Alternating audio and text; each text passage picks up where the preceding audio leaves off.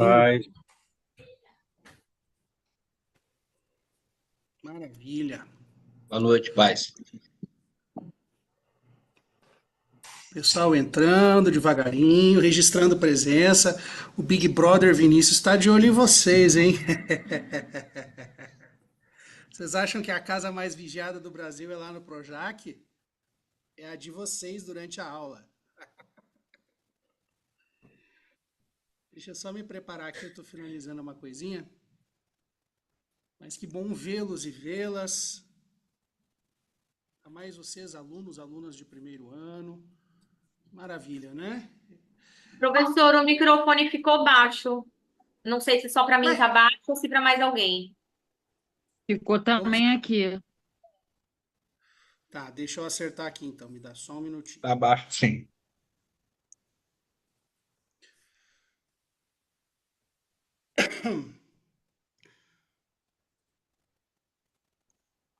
Deixa eu só acertar aqui.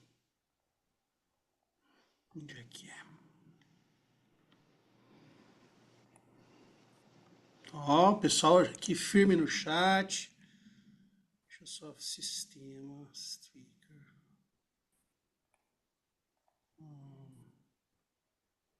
Aqui. Volume.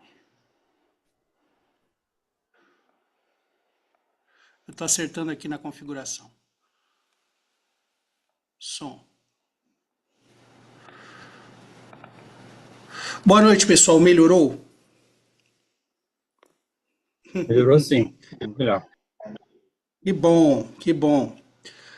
Então vamos dar início à nossa aula com uma palavra de oração, agradecendo a Deus e pedindo por esse nosso semestre e pela jornada teológica de 4 anos que vocês estão começando hoje.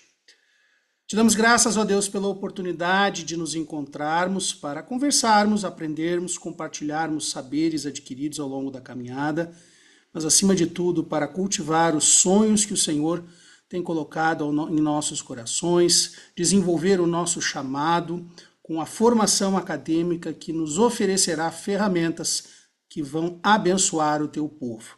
Por isso que esse tempo de aprendizado em aula seja frutífero, mas também a convivência no dia a dia, mesmo à distância da faculdade, nos grupos, nas interações de fórum, em sala de aula online, que nós possamos ser incentivadores uns dos outros, umas das outras, e que teu Espírito Santo gere em nós crescimento e frutificação, sempre para te servirmos melhor e honrarmos o nome de Jesus. Amém.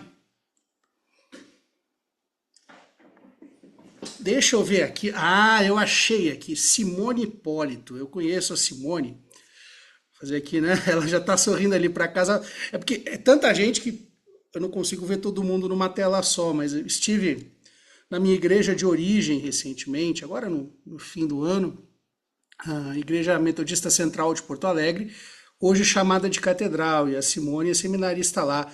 Inclusive eu trouxe a palavra, ela ficou lá do meu lado durante o culto, né? Eu brinquei, ó. Nos vemos no começo do ano que vem, né? Todos online. Deixa eu perguntar aqui, a título de curiosidade mesmo, eu não vou perguntar região por região, porque são muitos alunos, mas eu sou originariamente da segunda região, então além da Simone, tem mais alguém da grande segunda região, Rio Grande do Sul, terra que mana leite e mel, churrasco e chimarrão. Ederson Barreiro. Falem, porque senão não aparece aqui para mim, né? Diga, eu sou. Eu, Milton. Eu sou também. Maravilha, pessoal. Maravilha, pessoal. Ó, tá vazando meu som aí, eu não ouvi. Usando meu som aí, eu não ouvi. É meio bizarro isso aí. Fechem os microfones de vocês quando não estiverem falando. Muito obrigado. Mas, mesmo sendo da segunda região, eu sou o pastor na terceira região, né? Então, eu vou aproveitar também, assim, puxando a sardinha para nossa brasa. Quem aqui é da terceira região? Eu sou da Nós terceira somos região, da Rafael. terceira região. Que maravilha. Que maravilha. Eu achei que vocês estavam presos no trânsito, né? Ah, não, mas aqui é litoral, aqui é terceira região, distrito litoral, então tá Ah, não. sucesso. Aí é a nova Canaã da terceira região, né? Hoje foi o primeiro dia de aula da minha filha. Assim, aula tempo inteiro. Ontem foi uma adaptação rapidinho e tal, e hoje ela foi de van a primeira vez. Choveu tanto aqui em São Bernardo que ela foi chegar de van passadas 2 da tarde, assim, para percorrer 2 quilômetros, uma loucura. Então São Paulo tem dessas coisas.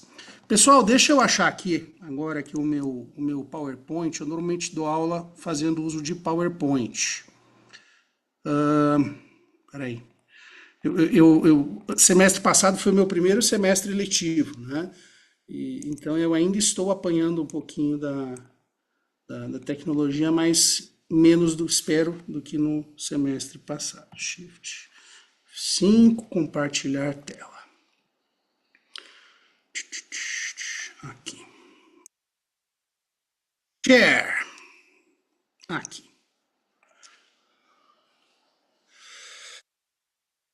Apareceu aí para vocês o slide, uma tela grande, bonita, azulzinha, clean, questões introdutórias e o texto bíblico. É isso? Está aparecendo aí para vocês? Estão vendo? Faz um joinha aí que eu consigo enxergar vocês fazendo. Ó, o Aldair já fez nome de zagueiro de seleção, hein? Campeão do mundo, parabéns. Queridos, nós temos um semestre relativamente curto. Em termos da nossa disciplina, são só quatro encontros, né? E então nós temos que, assim, aproveitar, remir o tempo porque os dias são maus, né? E então hoje nós vamos, assim, tratar de algumas questões introdutórias com relação ao texto bíblico, tá? Semana que vem darei aula para vocês, se tudo correr bem, lá de Curitiba, mas eu normalmente estou aqui em São Bernardo, onde eu resido. E estou aqui na reitoria da Universidade Metodista de São Paulo. Já fizemos a nossa oração inicial, e agora eu me apresento de forma muito objetiva na trilha de aprendizagem que vocês vão receber, vai ser disponibilizada pelo Vinícius ao final da aula. Tem assim um texto mais corrido, eu me apresentando para vocês saberem. Infelizmente não vai dar tempo de ouvir vocês, no semestre passado eu tinha só 12 alunos, eu pude escutar todos no primeiro dia de aula, hoje infelizmente é inviável, né? Mas quem é o Carlos Guilherme? Bom, como eu disse, né, eu sou gaúcho, nasci em Porto Alegre em 1981, que significa que eu estou com 44 anos de idade. Na adolescência, eu comecei a frequentar a igreja que a minha família sempre frequentou, que é a igreja metodista. Eu sou quarta geração, né? A minha bisavó foi a primeira metodista da família, depois a minha avó, a minha mãe e eu. Na adolescência, por conta de amizades de colégio e coisa do tipo, eu fiz amizade com o filho de um pastor que agora entregou a credencial lá da segunda região, o pastor Cláudio Nelson Kiel, e o filho dele, o Hugo, era meu amigo de aula, e por conta disso eu acabei frequentando a central de Porto Alegre.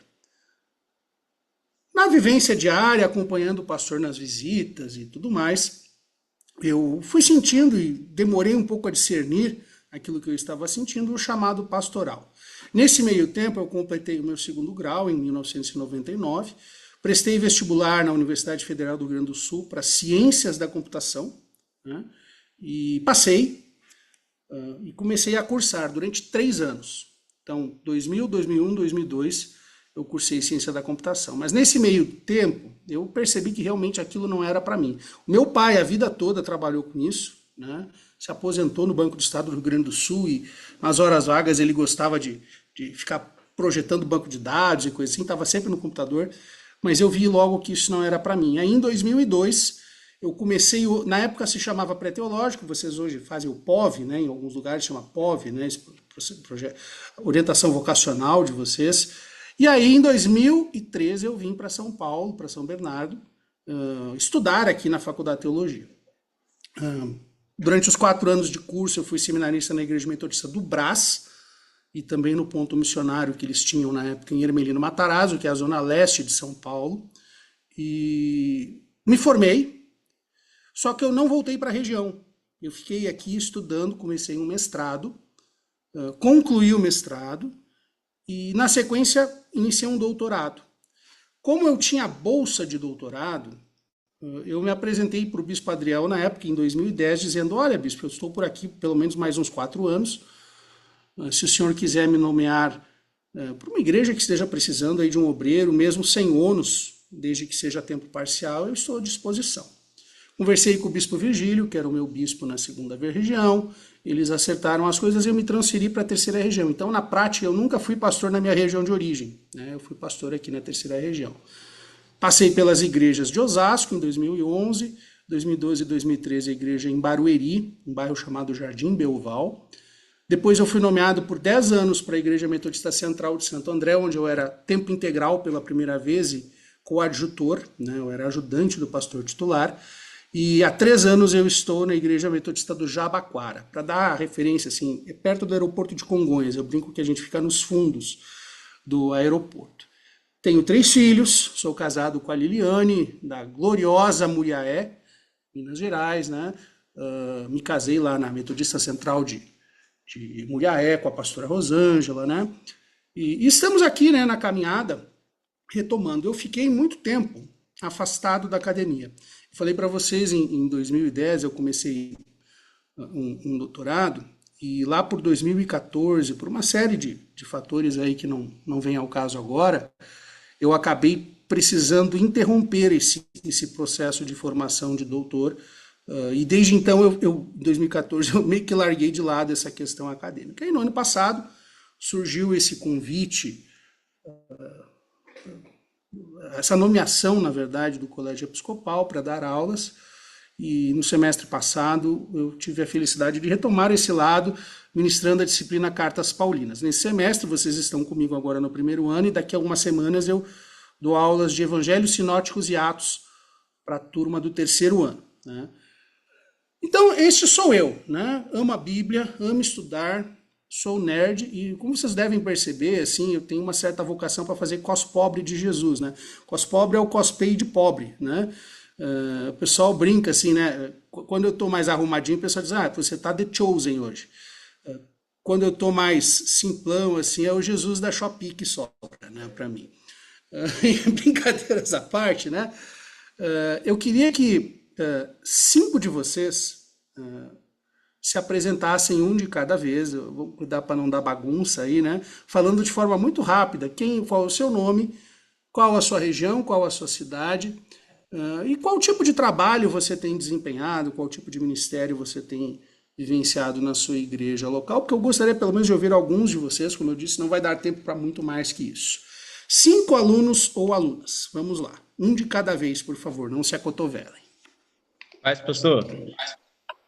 Mais querido, Diego, né? Diego Maximiano, vizinho da cidade natal da sua esposa. Porciúncula, pertinho. Porciúncula! Terra natal Muriaé também, tá? Oh, maravilha! Terra natal Muriaé, sou de Porciúncula. Atualmente trabalho com células e provisoriamente dirigindo a congregação até o pastor decidir o dirigente local e fazendo a obra de Deus aí. Sou da 7ª região, aqui em Porciúncula, pastor Roberto Carlos Queiroz. Uhum. Quem foi pastor aí na região, em Itaperuna, foi um colega meu de turma, o pastor Leandro Cipriano Queiroz. Ele ficou uns anos em Itaperuna, e eu acho que Foi era meu de pastor. Porciúncula. Ele tá aí. Fui para Metodista com ele, na verdade. Ele estava pastor em Olha, Porciúncula, eu saí da Assembleia, vim para Metodista. Inclusive, foi meu padrinho de casamento, fez meu casamento em São olha, Paulo. A minha esposa é de São Paulo. Entendeu? Hoje ele está em mundo Miracema. pequeno. Está em Miracema. Desse Que jeito. legal. Que legal, prazer te conhecer, Diego. Que Deus te abençoe. Mais alguém, por Amém, favor? pastor. Paz, pastor. Levi Bispo. Tá me Wellington, ouvindo? Wellington, desculpa. Wellington, né? Agora apareceu aqui para mim. Tô te ouvindo, sim. Eu sou o evangelista Wellington, sou da 7ª região aqui de São Gonçalo, Rio de Janeiro. O nome do meu pastor é pastor Paulo Braga, mais conhecido como Denho. Pastor Paulo Denho, é meu pastorzão, entendeu? Eu vim para a igreja metodista através do pastor reverendo Joel Alves Neto. Esse aí é meu paizão na fé. Amém. Sou evangelista, dirigente de congregação também, e estou aqui para somar e crescer. A igreja metodista, ela me deu um destino assim, sensacional. Eu fui um ex-traficante que hoje estou aqui entendeu? E eu, como eu costumo dizer, que eu aprendi com um pastor amigo meu, que a igreja metodista foi chamada para dar destino à vida de pessoas, não roubar o destino delas. Então, ela me Amém. deu um destino, eu estou para dar destino a outras pessoas. Vamos embora para cima. Amém. Eu estava aqui lembrando, você mencionou, né, que você já foi traficante. Logo que eu comecei a cursar a faculdade de teologia, tinha um disco assim que chamava Louvor Rural, e uma das músicas lá, assim, eu não vou lembrar assim a melodia, mas era assim, e tinha um traficante que gostava dos irmãos, assim, fala dessa conversão desse traficante, assim, né? Eu achei, lembrei assim dessa passagem. Bom te conhecer, Wellington, que Deus te abençoe aí. E muito Amém. importante a gente resgatar essa dimensão da igreja como um encaminhador de vidas. Eu estou aqui lembrando, eu não vou lembrar agora se é a segunda ou a terceira carta de João, aqueles bilhetinhos mais curtos. Ele fala que quem chega na igreja deve ser bem encaminhado, né, na sua jornada. Terceira pessoa, por favor. Quem vai falar? Boa noite, pastor, a paz. Me chamo Levi? Levi. Isso, me chamo Levi. Sou da região do Senhor, estou na terceira região eclesiástica. Sou da Igreja Metodista em Vila Caiçara, Praia Grande, Distrito Sim, Litoral. sim, pastora Jéssica. Isso, pastora Jéssica e pastor Wagner. Estou hoje, Wellington, atuo só como... desculpa te cortar, Levi. Wellington, fecha o teu microfone que está vazando o som. Obrigado. É um hábito que a gente vai criando, assim. Pode falar, Levi. Obrigado, desculpa te interromper. Imagina, atuo hoje como coordenador do Ministério de Música, né? Atuo também como professor de escola dominical, atuo no Ministério de Apoio Pastoral, Intercessão Infantil, e aonde o Senhor tem designado para atuar na obra do Senhor. Atualmente, Amém. sou casado, sou pai de uma filha de 8 anos e estou em vias de ser pai de gêmeos, que estão previstos para nascer para o mês de abril. E estamos aí Eita. para obedecer o chamado do Senhor e fazer cumprir aquilo que Ele tem designado na minha vida. E aprender mais e poder ensinar a outros e ajudar a outros também a trilhar o caminho do Senhor. Amém, meu querido. Muito bem. Obrigado por te apresentares e que Deus abençoe aí nessa. Para quem não é da terceira região, né, a Igreja Metodista em Vila Caiçara é um projeto que, graças a Deus, tem dado bastante certo, né? E se eu não me engano, faz 1 ano e pouco que emancipou, assim, se tornou igreja autônoma, né? Isso. Então, graças a Deus, louvado seja o Senhor por esse trabalho frutífero e que Deus continue abençoando a pastora Jéssica, o pastor Wagner e a sua vida lá como auxiliar na obra para a frutificação do reino de Deus, meu querido. Muito obrigado, viu? Que Deus te abençoe, bom te conhecer. Mais 2 pessoas, um de cada vez, obviamente. Boa noite, me escutam? Felipe Piloto, sim. Isso. Me chamo Felipe Piloto, sou da Remini, né? Da Igreja de Vitória da Conquista. Junto com o irmão Levi aí, né? Sou casado com a Maiane, estou esperando um filho, né? Que nasce em agosto, né? O Otávio, pai de primeira viagem aí. Eita. Tenho servido na igreja desde nascido, né? Meu pai é pastor, né? O pastor Augusto Piloto. E aqui na igreja também a gente tem o pastor Dilson, né? Acho que ele é um pouco conhecido dos irmãos. E tenho servido na igreja desde a infância, né? Mas despertei muito da questão de chamado, vocacional e discipulado. Sou apaixonado por discipulado desde 2010, vivo em discipulado, né? Entendo que é algo extremamente importante para a igreja, né? E tenho frutificado bastante no ministério em relação a isso. Sou professor de escola dominical, né? Atuo na igreja nesse ministério também. E aprovo ao Senhor que durante esse ano eu estivesse fazendo a fatim, né? Para dar mais um passo rumo aí a chamado pastoral e estar me capacitando, né? Amém. E estou disponível para isso. Que Deus te abençoe, Felipe. Eu tinha uma tia-avó que morou muitos anos aí no Ceará, em Fortaleza, e assim, um período mais tardio da vida dela, ela se tornou inclusive pastora aí na Remini, a pastora Hélida Fagundes Schirmer, é minha tia-avó. Ela já se aposentou, hoje ela tem mais de 90 anos e mora acho que é Três Lagoas, lá no Mato Grosso, coisa assim, Mato Grosso do Sul. acho que é. Mas ela morou muitos anos aí até que o marido dela faleceu. Não conheço a região aí, nunca estive assim, por esses lados, mas já tive parentes por esse lado. Que Deus te abençoe, Felipe, nesse processo de discipulado. Imagino que você tenha gostado bastante da palestra de ontem, né, na aula magna que nós tivemos. Foi uma palestra muito boa sobre essa temática numa perspectiva wesleyana. Muito obrigado, Felipe. Mais uma pessoa. Boa noite. Me chamo Alexandre Peixoto. Todos me ouvem? Sim, senhor. Eu sou aqui da 7ª Região Eclesiástica, sou do distrito de Niterói, da Igreja Metodista do Vital Brasil. Atualmente eu estou fazendo trabalho dirigindo a congregação da Igreja Metodista da Bênção, da Igreja Metodista do Vital Brasil, a congregação da Bênção, que fica no Morro do Cavalão. E estou com uma grande expectativa sobre todo esse período que vamos passar juntos e espero em Deus mesmo que venham algumas respostas. Está no processo lá, a congregação no processo de revitalização. Então, existem muitos objetivos, muitas metas a serem cumpridas. O mato está alto, mas o campo é extremamente branco lá. Existem muitos adolescentes, jovens de 12, 13 anos se drogando, bebendo, e isso machuca, né, o coração de muita gente, o meu também. Mas eu creio que no tempo certo o Senhor vai dar estratégia e vai ajudar que seja feito um ótimo trabalho lá. Pastor, Amém. eu tô com infecção urinária, então pode ser que eu precise sair de vez em quando, tá? Fica à vontade, fica à vontade. Eu tô vendo aqui, é verdade, no chat eu dei uma abertura aqui. A Rúbia está empurrando e a Jennifer também estão empurrando uma para outra, assim, né? Quem que vai falar? Então as duas vão falar, por favor. Não, eu só queria falar que alguma mulher tinha que falar alguma coisa, gente. Nem deu tempo. Pode ser Toda hora você. que a gente tenta clicar no botão já passa. Pode sou a falar, Rúbia, Rúbia. depois a Jennifer.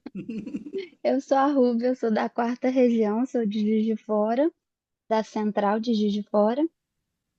E eu vim da vida acadêmica, e aí agora que eu estou terminando o doutorado, eu entrei para Fatim. E eu espero louco. contribuir aí para essa área da nossa igreja. Não necessariamente era eu falar, tá, gente? Só queria que uma mulher falasse qualquer coisa. Só assim, a título de curiosidade, qual que é a tua formação acadêmica prévia? Eu fiz um bacharelado interdisciplinar em Ciências Humanas. Eu fiz a licenciatura em Ciência da Religião, especialização, mestrado e agora o doutorado na Ciência da Religião. Olha, e qual que é o teu tema de pesquisa? Eu pesquisei a Reforma, especificamente eu pesquisava Felipe Melanchthon, que foi discípulo de Lutero, né? Então eu estudei aquele primeiro texto que é considerado uma dogmática protestante. Aí no mestrado eu estudei Lei e Graça, e agora no doutorado eu estudei livre-arbítrio e terceiro uso da lei. Amém. Tem gente que vai nadar de braçada na área de teologia sistemática, né? Mas essa é a minha área mesmo, não tem como. Claro. Não, que bom. Muito obrigado por compartilhar conosco aí a tua formação, que seja também mais uma formação que te agregue aí ferramentas para o exercício do ministério pastoral. Agora a Jennifer. Agora é a Jennifer, com certeza. Por livre e espontânea pressão. Depois do currículo da nossa Rúbia é até difícil, né, se apresentar. Eu também sou da 4ª Região, aqui de Cariacica, no Espírito Santo. Sou da Igreja Metodista em Colina, né? Sou mãe de 2 babies. De vez em quando ele aparece aqui, a cabecinha dele aqui aparece, que ele tem 6 meses. Sou líder de jovens na minha igreja. E é isso.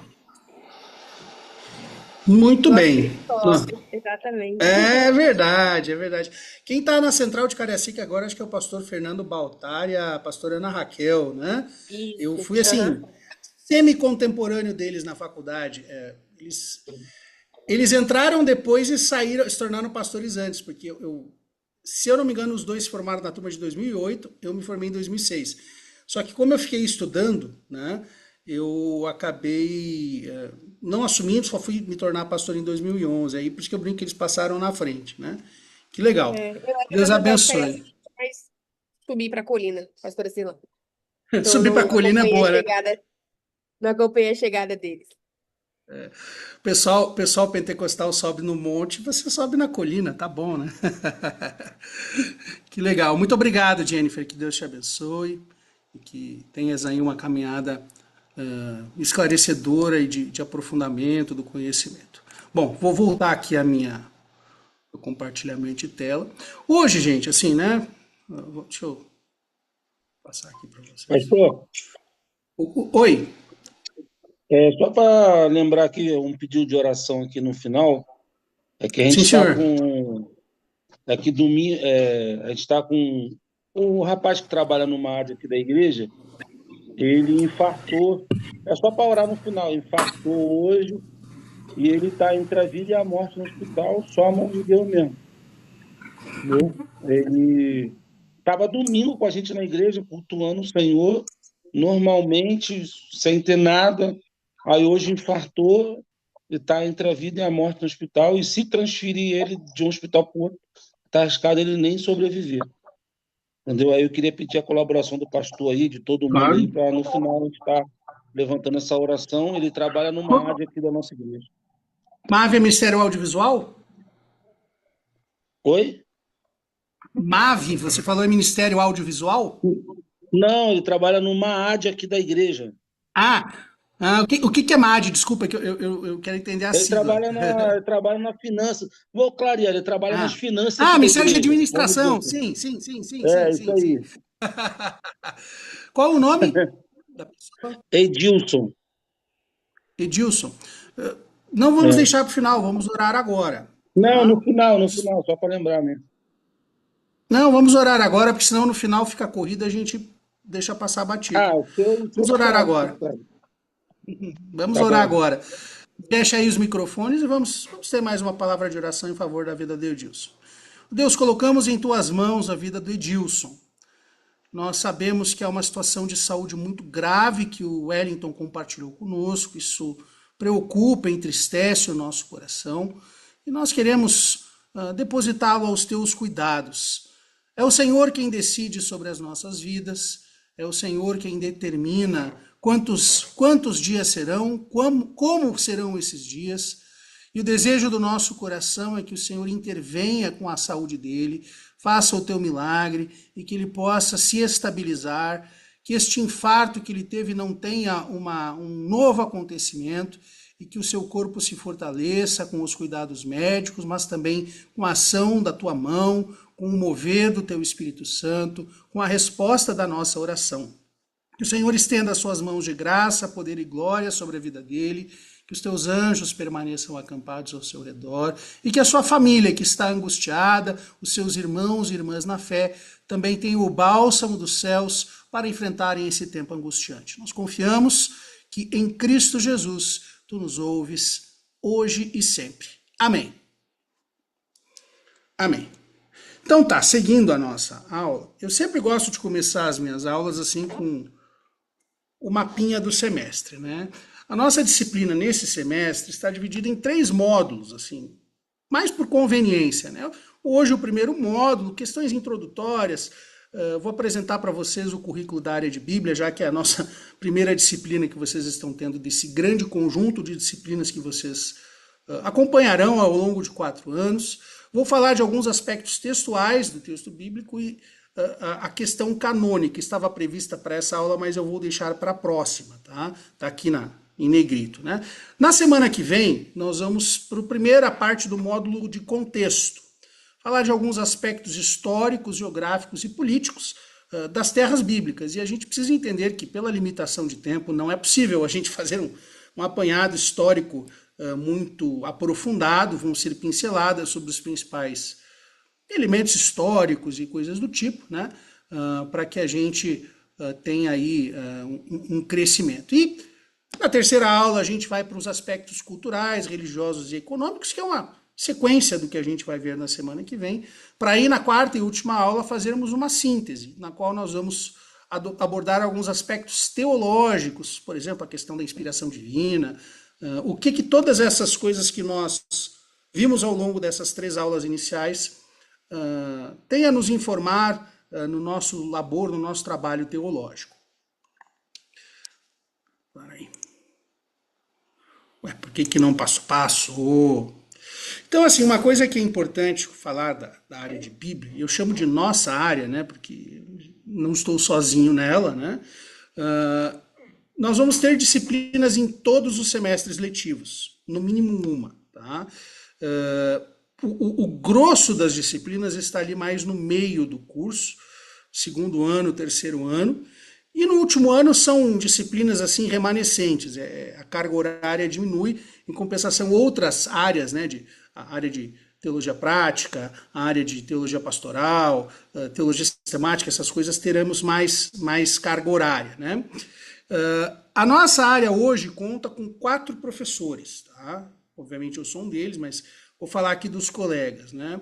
Vocês vão conhecer, talvez no semestre que vem, o professor Paulo Amêndola, mas quem estava na aula magna, que foi ministrada ontem na palestra, é aquele professor que fez a mediação, leu as perguntas, né, interagiu com o palestrante, com o Vinícius Couto. Então ele é o professor Paulo Amêndola, ele é mestre, e ele leciona basicamente disciplinas de Antigo Testamento, tá? Temos o professor mestre Robson Almeida, né? O professor Robson, ele tem a curiosidade, né? Ele é genro de uma outra professora da FATIM, que é a professora Rejane, que é da área de teologia sistemática, né? Ele é casado com a filha da pastora Rejane. E, além disso, o pastor Robson, ele originalmente era da 6ª região, mas ele acho que hoje está na 7ª.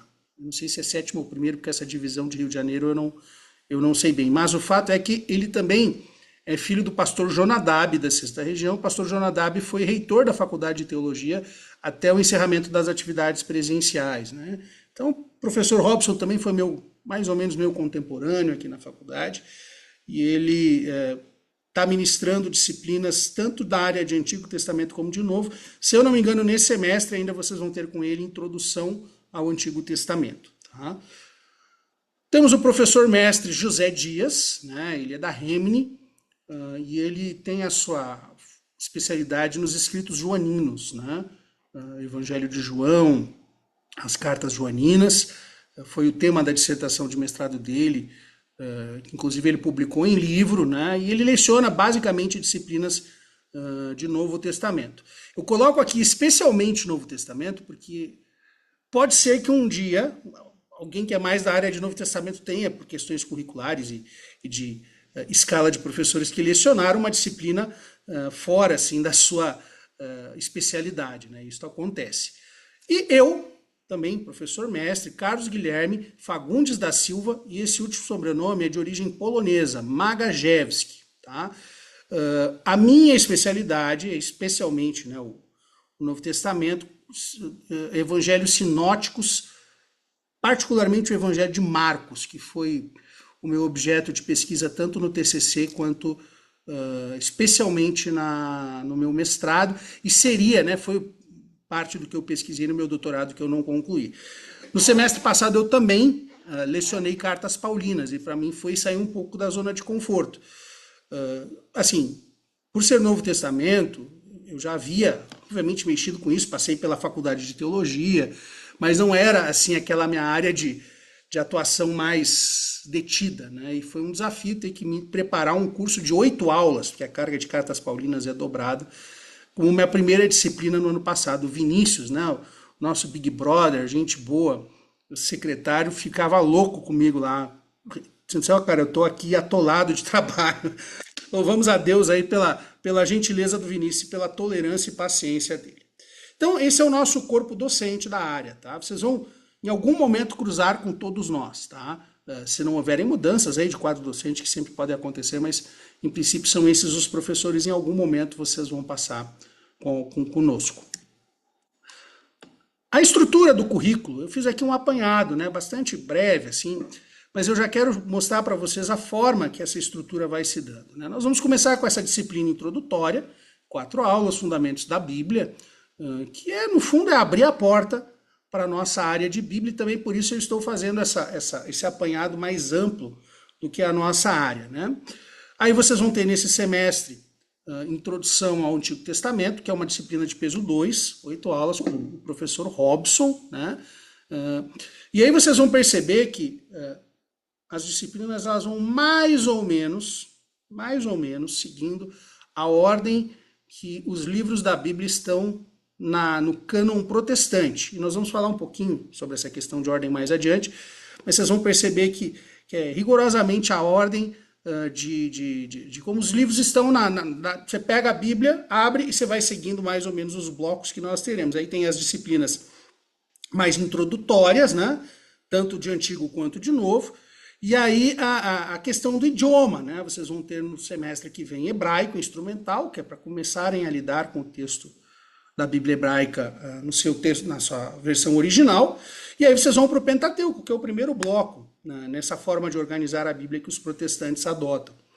No ano que vem, no primeiro semestre do ano que vem, que é o terceiro semestre na contagem geral, vocês vão seguir, né? Profetas maiores, livros históricos e os livros sapienciais. Né? São as disciplinas que haverá, todas elas com o professor Paulo Amêndola. Eu falei, né, que essa parte de Antigo Testamento está especialmente aos cuidados dele. No quarto semestre, segue os profetas menores, tá? Brincadeirinha, né? Quando eu era pastor em Jardim Conceição, em Osasco, nós tivemos uma lição de escola dominical, dessas revistas que a Igreja Metodista disponibiliza, e os juvenis, né, na época tinha um seminarista que ministrou essa aula para os juvenis, e aí terminou a aula, eles gostaram e tal, e eu tenho 1,68 m de altura, né, eu não sou meio desprovido de verticalidade, e então terminou a aula assim, eles, pastor, descobri quem você é um dos profetas menores, né, porque eu sou baixinho. E aí, terminando essa parte dos blocos da Bíblia hebraica, vocês vão passar para essa disciplina que é uma espécie de fecho da área de Antigo Testamento, né? É a despedida do Antigo Testamento, que é a exegese e hermenêutica do Antigo Testamento. E aí vocês vão aprender metodologias para lidar com esses blocos, com esses textos que vocês vieram construindo saber, numa abordagem literária, mais científica, e também a própria interpretação do trabalho exegético de vocês, que certamente tem aplicabilidade aí na vida pastoral de vocês, né? Então esse é o ponto de chegada. E aí o ciclo começa de novo, né? Ainda no quarto semestre, vocês vão ter introdução ao Novo Testamento. No ano passado foi o professor Robson que ministrou, né? 8 aulas aí para entrarem de novo no mundo do Novo Testamento. Vão ter grego, que é o idioma de escrita do Novo Testamento. Aí o professor José Dias, né? Ele é o nosso professor de grego. Vocês possivelmente me encontrem daqui a 2 anos, né? Porque esse semestre eu vou ministrar essa disciplina que está aí, né? Evangelhos Sinóticos e Atos. E aqui, de novo, é a mesma lógica do Antigo Testamento. Nós vamos começar mais ou menos a percorrer na ordem que os textos aparecem nas edições que nós temos em mãos das Bíblias, né? Aí vocês vão ter aula de escritos joaninos com o professor José Dias, que é a especialidade dele. E aí, escritos joaninos, é só uma observação, né? Não é apenas Evangelho de João, né? E, claro, o principal escrito joanino é o Evangelho de João, é o texto mais importante, de maior fôlego, mas aí nós também temos as 3 cartas de João que entram nesse grupo, né? Especialmente 2ª e 3ª João dá para você trabalhar assim, em meia aula, né? São verdadeiros bilhetinhos e são relativamente parecidas, né? Então, assim, é uma disciplina aí que cobre esse campo. No 6º semestre, a disciplina que eu ministrei no semestre passado, né, que foi o 6º para o 3º ano, cartas paulinas, e aí nós percorremos as 13 cartas de Paulo, tá? Eu gosto muito de trabalhar aspectos contextuais, linguísticos, sempre apresentando algumas metodologias de trabalho com texto bíblico que não são as mais usuais, né? E aí vocês vão seguir com o professor José as cartas gerais e Hebreus. E cartas gerais são aquelas cartas que não são destinadas a uma pessoa, né? Ou uma igreja específica, mas aí nós estamos falando de Judas, Tiago, 1ª e 2ª Pedro, Hebreus, né? São essas cartas que se chamam também de cartas católicas ou universais.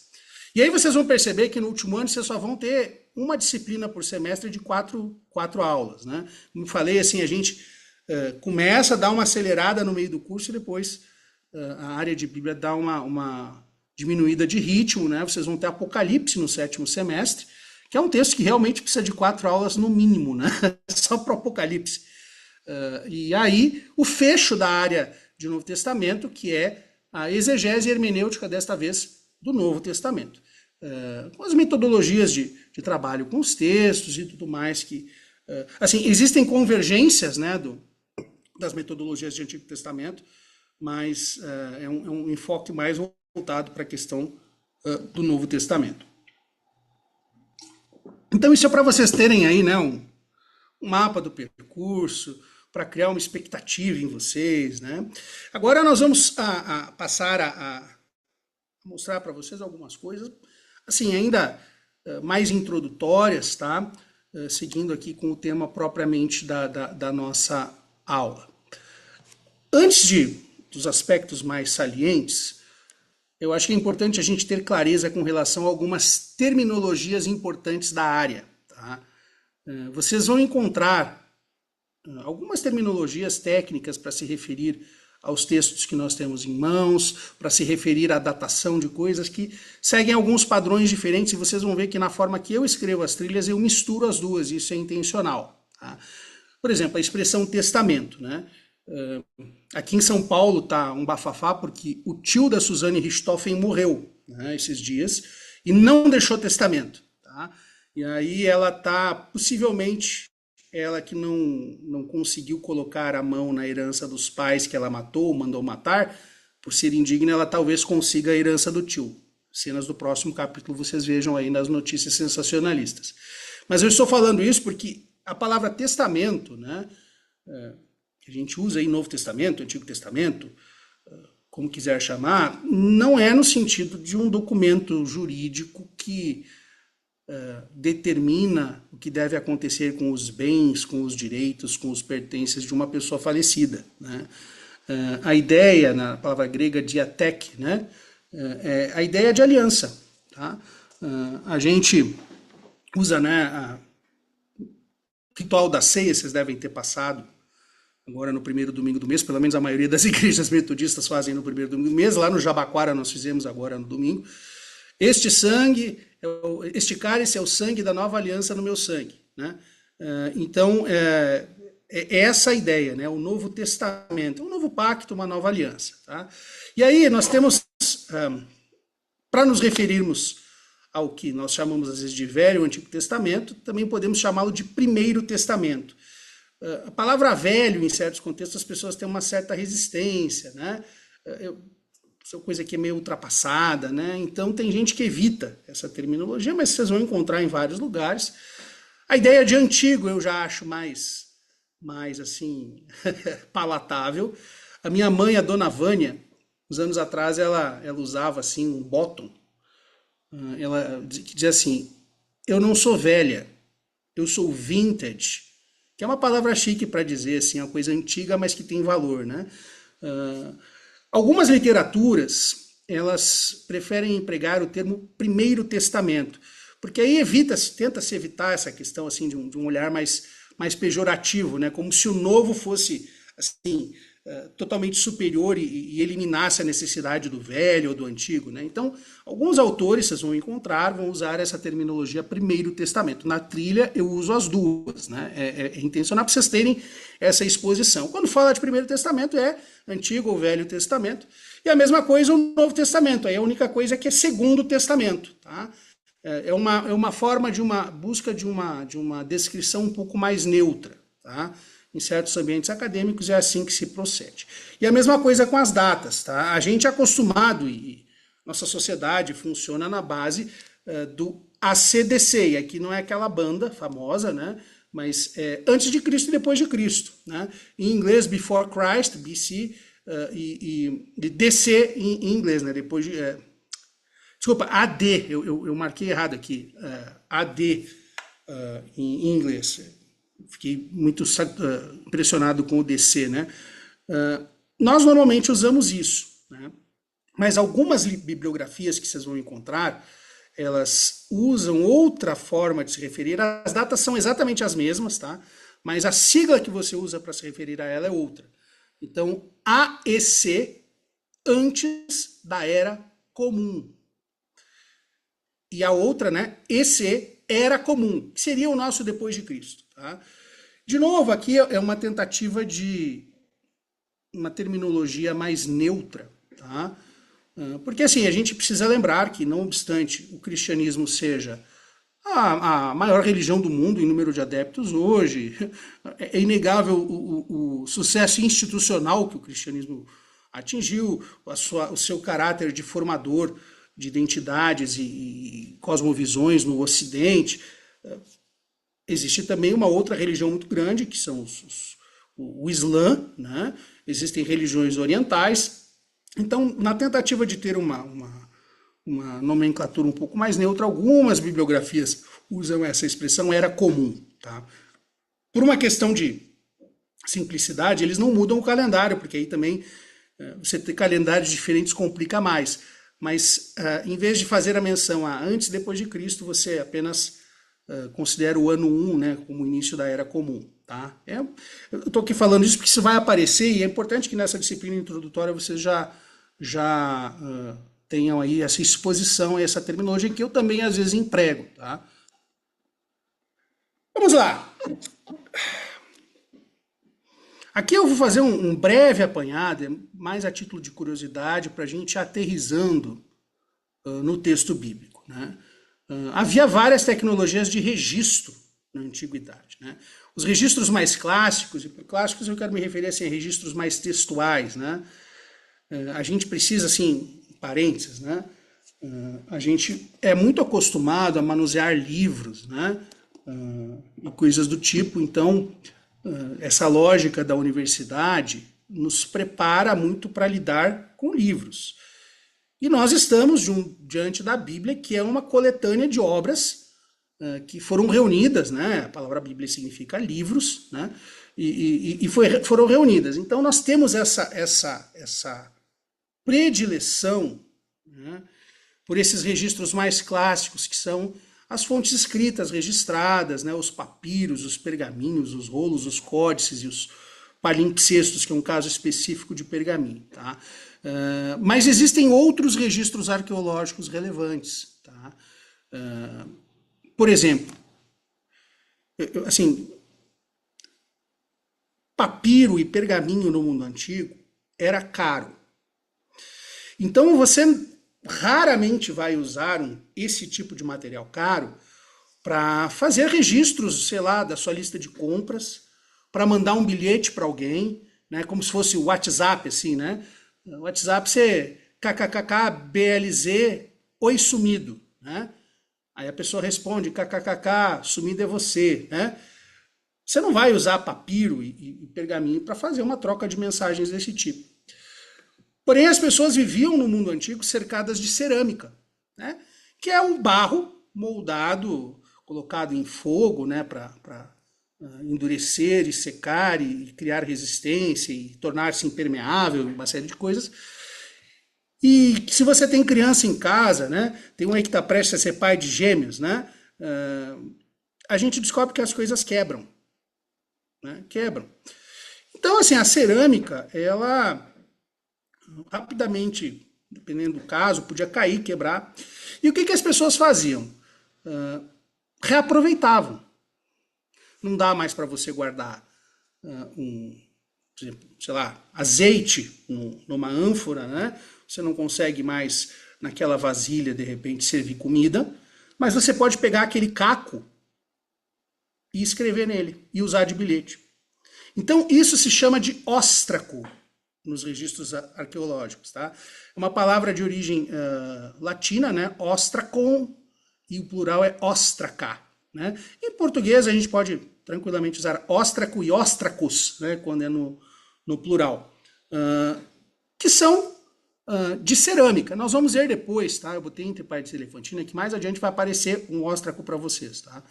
E eu vou explicar um pouquinho mais. Então, o óstraco era um bilhete que você podia, um caco de cerâmica que quebrou e você usava, tá? E nos registros arqueológicos acha-se só os montes, tá? Outro tipo de registro típico da antiguidade são os monumentos. Nós vamos ver a Estela de Mecha mais adiante, né? E os monumentos, eles muitas vezes tinham um texto. A Estela de Mecha é um exemplo, existem outros tantos, né? Tinham uma questão de imponência. Normalmente eles eram colocados em lugares públicos para os transeuntes poderem observar. E eles tinham um efeito ali de criar um certo esplendor, uma coisa. Então, nós também temos registros arqueológicos muito importantes que são do tipo monumental, tá? Para a gente reconstruir o passado, para a gente compor o nosso quadro geográfico, cultural, histórico. Esses são elementos fundamentais, tá? Para identificação de identidades culturais e coisas do tipo. E cada um desses elementos tem uma forma específica de ser tratado. Nós não vamos falar aqui de arqueologia, não é? Mas eu quero aqui apresentar essas coisas para que vocês entendam a complexidade do que a gente faz, tá? Outra coisa, né? Afrescos, mosaicos, murais. Afresco é uma espécie de pintura na parede, tá? Não necessariamente na parede, mas assim, pode ser na parede, no teto, né? Basicamente se usa um gesso, algum tipo de coisa, e você pinta por cima, aquilo seca e fica uma imagem bonita, né? Mosaicos são pedrinhas encaixadas, né? Que formam, na maioria das vezes, uma imagem, alguma coisa assim. E murais são isso, são essas composições que às vezes são maiores, de maior âmbito, que você tem em ambientes, às vezes, internos ou externos, tá? Nós vamos ver o afresco da cidade de Séforis daqui a pouco, tá? Para ilustrar isso tudo, que dá mais concretude, aproveitando, né, que nós temos esse recurso do online, eu posso mostrar imagens para vocês. E aí existem outros elementos de cultura material, tá? Por exemplo, moedas, né? Os meus alunos de cartas paulinas ano passado tiveram 45 minutos em que eu mostrei como a ideologia imperial do culto ao imperador se difundia no mundo todo mediante as moedas. E aqui eu quero fazer só um parênteses, né? Nós começamos falando dos registros textuais mais clássicos, que são rolos, papiros, e a gente tem uma predileção por eles, mas do ponto de vista de difusão, de circular, moeda circula muito mais, né? A gente não percebe, né? Mas se você achar uma nota de R$1 no seu bolso, porque hoje em dia a conversa faz o Pix, né? Mas se você achar uma nota de dinheiro no seu bolso, você vai perceber que a sua nota de dinheiro veicula mensagens. Tem uma frase na nota de dinheiro do Brasil, quem lembra? Deus seja louvado. Deus seja louvado. Isso é uma imagem, é uma mensagem. Claro, não é um texto, não é um tratado teológico, mas isso já dá uma delimitada na cultura. Na nota dos Estados Unidos, no dólar, tem "In God we trust", né? Confiamos em Deus, né? O que você representa nas notas de dinheiro? Muitas vezes tem relevância cultural. Nos Estados Unidos costumam ser presidentes, né? Que a maioria já é tudo morto, né? Os fundadores, presidentes importantes, ganham homenagem na nota de dinheiro. Eu, quando era criança, eu me lembro de um monte de notas. Eu lembro da nota do Machado de Assis, da Cecília Meirelles, do Portinari, Cândido Portinari, pintor, né? Marechal Rondon, que foi uma tentativa de incluir também essa dimensão do norte do país, né? Enfim, várias notas aí. Agora são tudo bicho, né? Que o brasileiro tem que jogar no bicho. Brincadeira, né? Mas se um dia de vocês encontrarem um lobo-guará, por favor, manda ele vir em casa que eu perdi, né? R$200, né? Então, vocês percebem como o dinheiro, dinheiro, papel, moeda hoje, né? É uma coisa que a gente não dá, assim, o devido valor, mas as moedas no mundo antigo eram formas de difusão de ideologia, tá? Eu mostrei para os meus alunos lá várias moedas em que os imperadores romanos eram apresentados na sua efígie, né, que é um perfil, a lateral, com expressões do tipo "Filho de Deus", Soter, Salvador, né, em grego. Pena que eu não estou aqui, queria mostrar, podia ter mostrado, eu não pensei, né? Semana que vem eu mostro para vocês uma moeda que possivelmente serviu de inspiração para a visão de Jesus segurando estrelas no Apocalipse. Tem uma moeda do final do século I, na época do imperador Domiciano, que é mais ou menos concomitante com a escrita do Apocalipse de João, no qual tem um menininho, que era o filho dele que morreu, muito bebê assim, sentado sobre um globo terrestre, segurando 7 estrelas na mão. Né? Então, quando a gente situa algumas coisas no seu contexto cultural, os textos podem se tornar mais claros. Tá? Então, essas são as tecnologias aí de registro na antiguidade. Existem outras, tá? Eu não quis aqui fazer uma coisa exaustiva, mas é para mostrar para vocês que quando a gente lida com textos, que é o caso da nossa Bíblia, né, tanto o Antigo quanto o Novo Testamento, a gente precisa entender que existem outros aspectos da reconstrução que vão ser úteis e necessários para a gente situar bem os textos que nós temos em mãos. Tá? Ó, falei dos papiros, né? Dá uma olhada aí, que legal. Em cima à direita, né, você tem aí um terreno alagadiço, espécie de pântano, um mangue, alguma coisa assim. E isso parece grama, né? Não sei se olha assim, parece uma grama, né? Tudo assim, verdinho, apontadinho para cima, né? Isso são juncos, né? Isso é o papiro, a planta do papiro, né? E algumas crescem muito, 5 metros, em altitude às vezes chega a 10 metros, é um trem alto, assim, né? E aí em cima ela tem uma espécie assim de... Ela é uma vareta, vamos dizer, fina, comprida, mas em cima ela tem tipo uns tufinhos, né? E aí o que é feito? O camarada vai lá, vocês estão vendo aqui na imagem abaixo, né, o processo de fabricação de papiro, que é um dos suportes materiais para registros no mundo antigo, né? O camarada vai lá e aqueles são caracterizados como aquele egípcio estereotipado, né? Ele vai lá com a faquinha e corta essa planta, descasca, né, assim, desbasta essa parte de cima e essa vareta, essa cana, ele descasca e começa a tirar fatias fininhas ao comprido dessa fibra vegetal, né, dessa polpa desse junco chamado papiro, né? E aí olha ali na direita, tá? Assim, nós estamos seguindo assim, né, aqui na horizontal para a direita, né? Ele vai depositando numa espécie de moldura, num sentido assim, todas as fibras, né, que foram tiradas, e depois ele passa por cima, né, em ângulo reto, né, 90 graus, para criar uma espécie de trama. Tá? Eles não são assim, não é que nem tecido que você às vezes vai por cima por baixo. É simples, faz num sentido e depois por cima faz no outro. Aí se joga água, se joga às vezes algum produto químico, né? Deixa isso lá agindo e o camarada vai lá e martela para aderir essas duas camadas que foram depositadas. E aí isso vira o papiro. Às vezes ele vai ser lixado, vai receber um último tratamento para ficar pronto para a escrita, mas é basicamente isso. Ele seca, obviamente, né? Fica um tempo curtindo para secar, e ali bem no meio, na parte de cima, vocês veem uma textura de papiro, né? Ele preserva esses veios, né? Bastante compridos da planta da qual ele é tirado. Tá? O papiro tem uma dificuldade, porque ele funciona muito bem em climas secos, tipo Egito. Só que ele mofa muito fácil em climas mais úmidos e tal, então já na antiguidade há um processo progressivo de substituição de papiros pelos pergaminhos, que nós vamos ver no próximo slide. Muitas obras que eram preservadas em papiros passaram a ser copiadas, as obras importantes, né, em pergaminhos. E o pergaminho é isso aí. Tá? É couro de bicho. Tá? O camarada mata o bicho, esfola, né, para tirar o couro. Aí se aplica alguns produtos químicos para soltar a gordura, resto de sangue, ajudar já a começar a tirar os pelos, né? Que couro tem pelo, né? Então precisa fazer a limpeza desse pelo. O camarada raspa, né? Esse couro. De novo, um banho químico para limpar as impurezas. Aí ele é colocado numa espécie de tela, vocês estão vendo ali o itendê, né?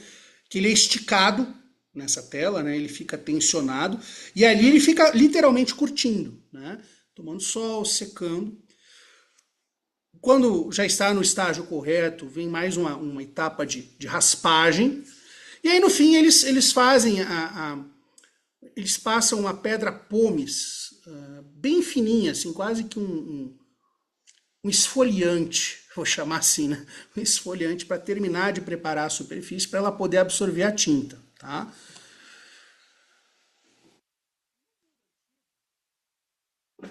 E aí estamos falando do período em que os textos bíblicos foram redigidos. Era mais comum o uso de rolos. Você pegava ou um pergaminho ou um papiro, prendia numa ponta com uma espécie de vareta e na outra ponta com uma espécie de vareta e aquilo se enrolava. E quando você precisava ler, você tem que ir fazendo o acesso sequencial. Hoje nas igrejas, você começa lá na hora de sua mensagem, eu peço aos irmãos e irmãs que abram as suas Bíblias no livro, sei lá, do profeta Naum, né? Os irmãos ficam desesperados lá procurando, né? Cadê na minha Bíblia? Eu acho que não tem, pastor, né? O pessoal procura e tal. E a gente não percebe que essa é uma forma diferente de nos relacionarmos com o suporte físico do texto que nós temos em mãos. Na época de Jesus, por exemplo, o Evangelho de Lucas apresenta Jesus na sinagoga de Nazaré, e lá há uma expressão que quer dizer, foi-lhe dado um rolo do profeta Isaías. Então ele tem que, né, desenrola de um lado, enrola do outro até chegar lá na passagem que ele quisesse ler, né? Ele leu lá, o Espírito do Senhor está sobre mim, leu o profeta Isaías, né? O códice é uma evolução do rolo, né? Já na antiguidade havia, mas especialmente depois da queda do Império Romano, os códices vão se multiplicando.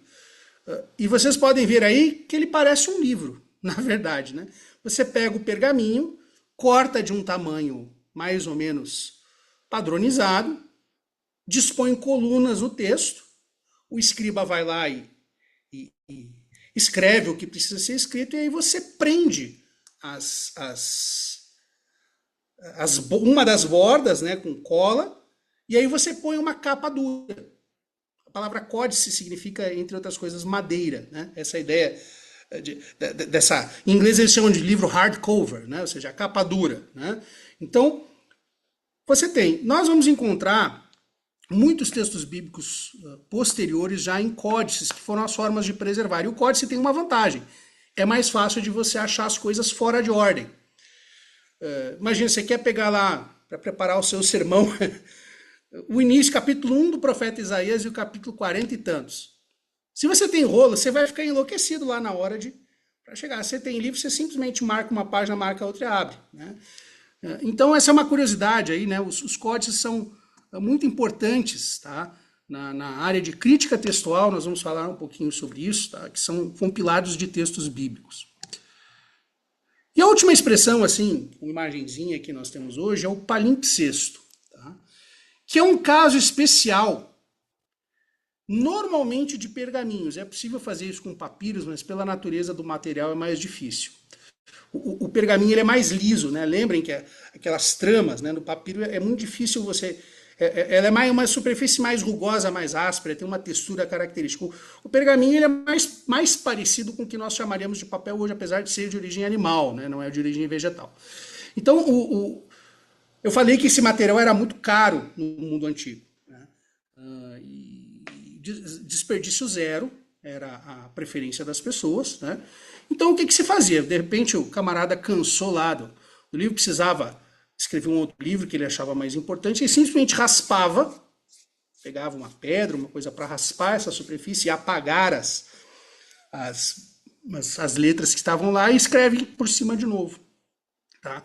E é isso que a palavra palimpsesto significa. Palin em grego significa de novo ou novamente, e psestos é raspar, ou seja, é um pergaminho que já tinha sido raspado naquele processo que vocês viram de fabricação, mas que também é raspado de novo, de acordo com a necessidade aí do escriba, para escrever um outro texto. E isso que vocês têm aí na imagem é um códice, tá? Desculpa, é um códice não, é um palimpsesto, perdão. Não fica muito claro, porque Obviamente isso é um texto antigo, mas você consegue ver, às vezes, por baixo das letras, as letras originais. E aí existem hoje, com o advento de técnicas de imagem mais modernas, você consegue, mudando, sei lá, para o infravermelho, você enxerga uma determinada camada, mudando para outro comprimento de onda de luz, você enxerga outra. No século XVIII e XIX, os camaradas usavam uns banhos químicos que acabavam estragando os pergaminhos, né, para tentar fazer aparecer aquela tinta anterior, né, que estava esmaecida. Então nós temos muitos textos bíblicos em palimpsestos, tá? Isso também é uma coisa importante para a crítica textual, que não é um assunto que a gente vai dominar, é uma área extremamente técnica. Eu só vou mencionar agora de passagem, mas para quem mexe com isso, quem se interessa, eu tive um colega de pós-graduação, o nome dele era Jairo. O camarada, assim, o lazer dele era ler pergaminhos, papiros bíblicos antigos, procurando variantes textuais no Evangelho de Marcos, de Lucas. O cara, assim, era a paixão da vida dele, né? Você dizia assim, me fala sobre os palimpsestos da Bíblia, o cara ficava um dia lá, cara, gente boa, Jairo. Falei dos óstracos, né? Que são os cacos. Aqui vocês têm um óstraco, tá? O que é um caco? Você vê que é um caco de vaso. O camarada pegou lá e escreveu um bilhetinho, um correio elegante, sei lá, né? E esse óstraco, ele é importante porque ele tem uma menção extrabíblica ao vocabulário, o vocábulo, a palavra Pessah, que é a Páscoa, né? Páscoa. E ele foi achado em Elefantina, no Egito. O Egito tinha uma colônia judaica muito forte em algumas cidades, e Elefantina, em particular, tinha um grupo de javistas, né, que são judeus seguidores de Javé, o Yavé, a divindade dos judeus. Então, esse é um óstraco dessa procedência. Tá? Uma palavra Páscoa, que é um termo que a gente pensa muito em termos bíblicos, aparecendo aí fora do registro bíblico. Eu falei da estela do rei Mexa, né? É um rei moabita, né? Moab é uma das terras vizinhas ali de Israel, do mundo antigo, e esse rei se chamava Mexa, né? Não mecha de cabelo, tá? Por favor, até porque para mim tá faltando, né? Ah, Jennifer, que fofura, dando tapinha nas costas, arrota mesmo, neném. Deus abençoe, viu? Por acaso apareceu aqui para mim, eu não enxergo todos vocês, mas, oh meu Deus do céu, se virou, que maravilha. Até me dá saudade da época que eu tinha meus pequenos lá em casa. Então, voltando. Vocês estão vendo ali à direita, é uma espécie de monumento, tá? Está atualmente no Museu do Louvre, tá? É uma coisa relativamente grande, não é imenso, tá? Mas é grande, é 1 metro mais ou menos de altura, por 60 centímetros de largura e 60 centímetros de profundidade. É um pedregulho grande, né? Esculpido, como vocês podem ver, né? E por que ele é interessante, tá? Essa é a primeira menção extrabíblica ao nome de Yahvé. Data mais ou menos do século 8 antes da Era Comum, 8 antes de Cristo, ali por volta do ano menos 800, tá? E também ele menciona a casa de Onri, que é uma das casas reais do Reino do Norte, né? A gente encontra esses nomes na Bíblia, né? Beit Onri, né? A casa de Onri, tá? Então, de novo aqui, eu estou tentando mostrar para vocês como, claro, a gente lida primariamente com textos clássicos, né? A nossa Bíblia, com as suas tradições textuais, mas a gente precisa, desde já, começar a perceber que quanto mais a gente alarga o nosso horizonte, melhor para a nossa compreensão do texto bíblico, tá? Outro elemento aí, tá? Que no caso não é exatamente bíblico, mas mostrar um mosaico, né? Isso é um mosaico. Você vê, tem uma figura humana ali, tem umas letras gregas, né, colocadas ali.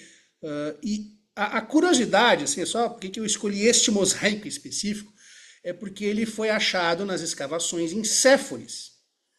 É uma palavra que vocês não vão ouvir na Bíblia, tá? Não existe essa cidade na Bíblia. No Novo Testamento, ela é uma cidade do período do Novo Testamento. Só que ela ficava a mais ou menos 15 quilômetros de Nazaré. Quem que se criou em Nazaré que vocês lembram? Quem levanta a mão e fala um nome aí? Essa é pergunta fácil. Quem que se criou em Nazaré que a gente conhece? Jesus. Jesus. Jesus de Nazaré. Vocês se lembram qual era a definição profissional de Jesus? Carpinteiro? Carpintaria. Quando a gente fala carpintaria hoje, o que que você pensa? Madeira, especialista em madeira. Mas faz o quê? Que tipo de uso? Pode fazer muita coisa com madeira, né? Fazer Pode o fazer quê? concertos, pode fazer sustentação de infraestrutura para obra, uma série de coisas. Carpintaria, telhado. Oi? Fazer telhado, carpintaria. Telhado, carpintaria, Estes últimos Fabricação de usos móveis. são mais próximos da palavra grega. Porque quando José, porque assim lá fala no Evangelho de Marcos, fala, não é este o filho do carpinteiro, a palavra grega é tecton. Inclui madeira, pedra. Se a gente fosse fazer uma tradução assim, mais ampla, a gente diria assim, trabalhador de construção civil. Construção civil. Então ele era engenheiro. Então, assim, às vezes a gente fala de carpinteiro, eu penso uma pessoa que faz mesa, cadeira, cavalinho lá para as crianças balançar, né? Não é bem isso. E por que que eu estou fazendo essa ponte aqui? De novo, a minha ideia é a gente expandir a questão cultural. Você vê uma palavra lá na Bíblia, você tem que ir, às vezes, no original e pesquisar o que ela significa, tá? Séforis foi construída mais ou menos na época da infância de Jesus. É muito possível, isso é pura especulação, que tanto o pai de Jesus, José, quanto o próprio Jesus, em algum momento tivessem trabalhado lá. Porque Nazaré era um buraquinho, uma aldeia, não é uma cidade, uma aldeia de, sei lá, os arqueólogos vão divergir, mas não tem 1000 pessoas lá, tá? A 15 quilômetros de Séforis, que foi uma cidade que, nesse período, passou por um intenso processo de construção. Tá? Então, o que eu quero assim, chamar a atenção? Né? Obviamente, eu não estou dizendo que esse mosaico Jesus fez, nem que ele pisou nesse mosaico. Mas esse mosaico vem de uma cidade na qual Jesus muito provavelmente esteve e possivelmente trabalhou, e que, por curiosidade, não é mencionada nos evangelhos. Ponto de interrogação, tá? Eu não vou... Só estou jogando no ventilador essa ideia. Por quê? Né? Assim, é ignorância dos autores bíblicos? O que será? Será que é intencional? Será que tem, né? Cenas do próximo capítulo. Aí vocês perguntem para os próximos professores de Novo Testamento para vocês. Eu tenho a minha teoria, né? Mas eu não quero aqui...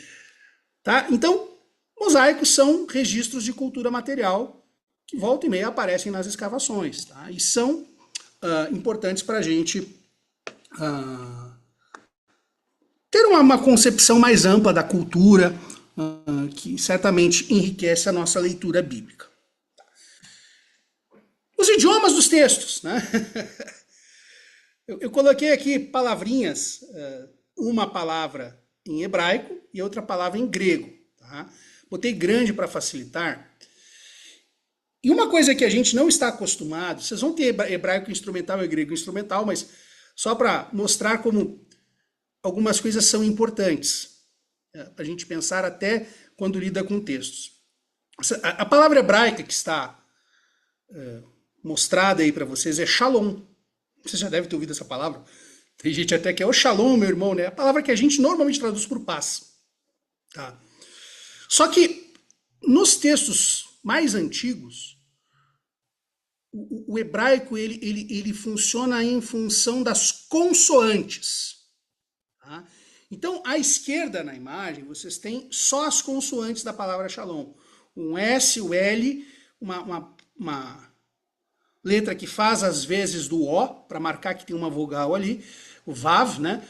E ao final, vocês têm o M, que é a forma que ele aparece no fim de palavras. O M, no hebraico, dependendo do local da palavra, ele tem uma forma, quando é no meio, e quando é no final da palavra, ele tem uma outra forma, é o M final. Só que a gente é acostumado na nossa cultura a ler da esquerda para a direita. O hebraico se lê da direita para a esquerda. Tá? É o contrário. E ele não tem nas suas origens, dos manuscritos mais antigos, as vogais. A direita, aqui que vocês estão vendo, é a mesma palavra. Vocês prestem atenção. Dá uma olhada aí de perto, chega, dá um zoom na tela. Né? Eu fiz grande para facilitar isso. O que vocês percebem de diferente na apresentação dessas duas palavras? É a mesma palavra. O que tem de diferente? Quem que é o olho de águia aí que vai me dizer? Os sinais massoréticos. Exatamente. A palavra, tem um camarada que já disse até a palavra certa, os sinais massoréticos. São, outra palavra que se usa em linguística são sinais diacríticos, tá? Que ajuda a pronunciar a palavra de forma correta. Vou dar um exemplo, tá? Aquela letrinha que parece um tridente, né? É o S. Tá? Lembrando que a gente lê da direita para a esquerda. Então, shalom, né? É o S inicial. Tem um diacrítico. Você vê, tem os 3 chifrinhos, né? Que eu brinco assim, né? As 3 pontinhas do garfinho. Tem uma bolinha numa pontinha. Quando esta bolinha está na direita, como é o caso, esse S tem som de sh. Shalom. Quando ele está na esquerda, ele tem o som sibilante. Se esse pontinho diacrítico tivesse no garfinho da esquerda, seria salom. Lá embaixo você tem uma marcação da vogal longa, A. Vocês veem que no VAV tem um pontinho que é para transformá-lo num O. Se esse pontinho desce para dentro desse VAV, o VAV parece esse cajadinho, né? Parece um cajadinho ali. Da direita para a esquerda é a penúltima, é a terceira letra, né? SL, esse VAV ali, né? Se o pontinho está dentro, é U. Tá? Então, o que eu quero dizer, né? O texto hebraico que nós usamos nas edições críticas, ele é o texto massorético. Os massoretas, que preservavam essas tradições, eles vocalizaram o texto que originalmente era só de consoantes. Nós temos o aramaico no Antigo Testamento, alguns trechos curtos no livro de Daniel, de Esdras, que eu identifiquei ali para vocês, não vou me deter nisso, nosso tempo já vai avançando. E lá embaixo vocês têm a palavra paz, em grego. Grego, que tem consoantes e vogais. Tá? Vocês podem ver ali, lê-se como a gente lê da esquerda para a direita. Né? Vocês têm lá o epsilon, que parece um E. Tá? É um E mais aberto. Né? Um iota, que é o nosso I. Aquilo que parece um pezinho virado de cabeça para baixo, né? Assim, virado do avesso, é o R. Tá? Inclusive no cirílico, que é o alfabeto russo, também tem uma letrinha parecida. Né? Aí você tem lá um negócio que parece um N com a perna comprida para baixo. Assim. Aquilo ali é o E longo. Né? Então você tem a palavra eirene. Né? Essa é a palavra paz. Nós temos um nome no português que deriva disso, Irene. Se você conhece uma Irene ou um Ireneu, que é um nome masculino, você conhece uma pessoa que deveria ser da paz, se ela toca o terror, você diz, ó, irmã, você está fora da visão. Tá? Então, esses são os idiomas, vocês vão ter aulas disso, eu só estou aqui mostrando para vocês terem já esse contato. Quando a gente fala de pesquisas bíblicas, nós temos textos de referência. Tá? A gente não sai pegando qualquer manuscrito, qualquer coisa, o que existe são edições críticas da grande família de manuscritos. Tá? Hoje se usa, para estudos de Antigo Testamento, a Bíblia Hebraica Quinta, né? Eu botei entre parênteses ali TM, que é baseada nesse texto massorético, né? E quando eu me formei, a Bíblia Hebraica Quinta estava no prelo, ela estava sendo feita. Né? Inclusive o professor Edson, o meu professor de hebraico, ele resenhou algumas coisas dessa nova edição. Né? Na minha época de estudante, a gente usava a BHS, né? Bíblia Hebraica Stuttgartense, que é assim, a Bíblia Hebraica Quinta é uma sequência disso, é uma melhoria do texto com novas questões aí de crítica textual. Para o Novo Testamento, existem 2 versões importantes que são basicamente o mesmo texto, mas são editores diferentes.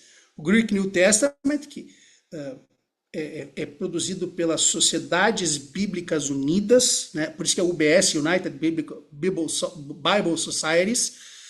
Ele está atualmente na versão 5, mas a 6 já está em produção. E existe a versão crítica, que é o Nestlé Aland, né, o nome dessa 28ª edição do Nestlé Aland, que é produzido pela Deutsche Bibelgesellschaft, né, a Sociedade Bíblica Alemã. Né. Ele está na 28ª edição, mas a 29ª já está sendo publicada em fascículos. Né.